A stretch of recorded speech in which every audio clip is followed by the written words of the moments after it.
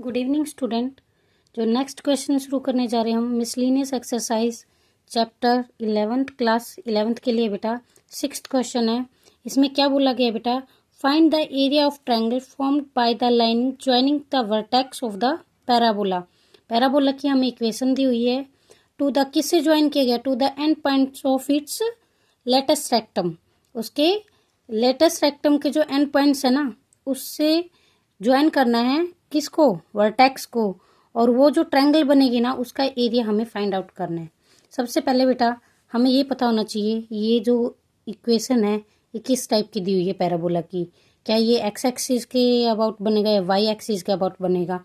तो सबसे पहले जनरल इक्वेशन लिखेंगे हम।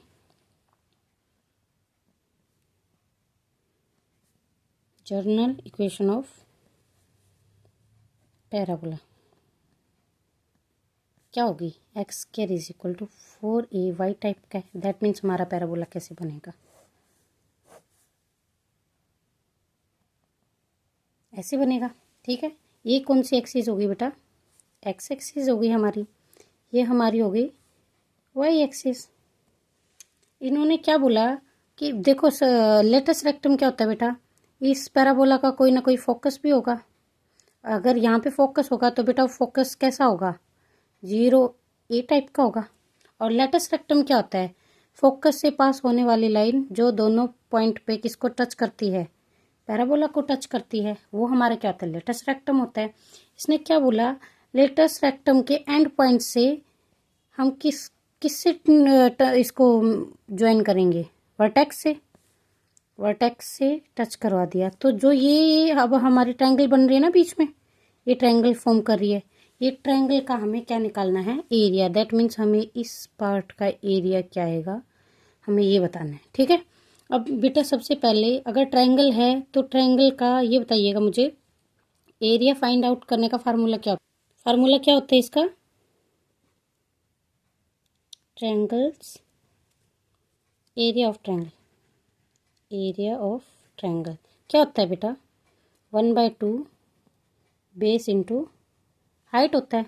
अब देखो ये नीचे वाला जो ये है, मान लो ये क्या है, ए बी है, ए बी हमारा इसका बेस होगा, और ये क्या होगी, ये वाली जो दी हुई है ये इसकी क्या होगी, हाइट होगी। ठीक है, तो हमारी गिवन इक्वेशन क्या है पैराबोला की, एक्स स्क्वायर 12y। यहाँ से अगर हमें क्या ए की वैल्यू पता चल जाए और कैसे न कैसे हमें ए बी की वैल्यू पता चल जाए तो हम क्या कर देंगे, एरिया ऑफ ट्रायंगल निकाल लेंगे हमारे पास में। ठीक है, यहाँ पे बेस का काम कौन कर रहा है, हमारा ए बी कर रहे हैं ना, और हाइट का काम कौन कर रहा है, यहाँ पे सी पॉइंट ले लो, ओ सी कर रहा है। ठीक है, हाइट का काम कौन कर रहा है, ओ सी कर रहा है। ओके, तो ये इक्वेशन हमारी जनरल इक्वेशन से अगर कंपेयर करते हैं तो 4a इज इक्वल टू कितना आ गया, 12, यानी ए की वैल्यू कितनी आ जाती है हमारी, 12/4 कितने आ गई बच्चों, 3। ए की वैल्यू तो आ गई हमारे पास में 3। अब हमें मतलब ये वाली वैल्यू हमारे पास आ गई, कितने आ गई, 3। अगर ये 3 है हमारे पास में तो हमें ये पता है जो लेटेस्ट रेक्टम होता है उसका क्या फार्मूला होता है बेटा पैराबोला का, लेटेस्ट रेक्टम ऑफ पैराबोला क्या होता है, 4 ही होता है। ए की वैल्यू हमारे पास है तो लेटेस्ट रेक्टम क्या आ जाएगा, 4 इंटू कितना हो जाएगा, 3, 12।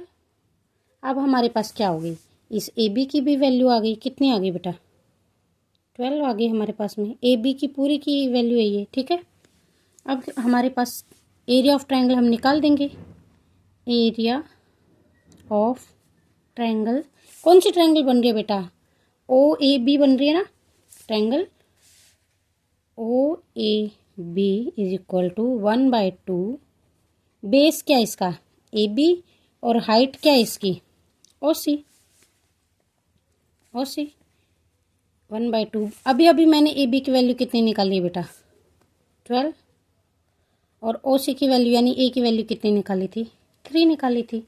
इसको कट करेंगे तो कितने पे कट हो जाएगा, 6 पे, तो कितना आ गया आंसर, 18। अब ये एरिया है बेटा, इसको क्या लिखेंगे, स्क्वायर यूनिट, स्क्वायर यूनिट के अंदर आएगा। अब इसका ये तो नहीं है ना इसका अगर कुछ ना कुछ दिया होता, हमें यही नहीं पता है इसकी यूनिट क्या है, तो सीधा इसको क्या लिखेंगे, स्क्वायर यूनिट के अंदर लिख देंगे। ये क्वेश्चन था बेटा आपका 6th क्वेश्चन। आई होप आपको समझ आया होगा। इसमें अगर कोई प्रॉब्लम है तो शेयर कीजिएगा कमेंट के अंदर, अदरवाइज़ मेरे चैनल को शेयर कीजिएगा, सब्सक्राइब कीजिएगा। तब तक के लिए धन्यवाद बच्चों।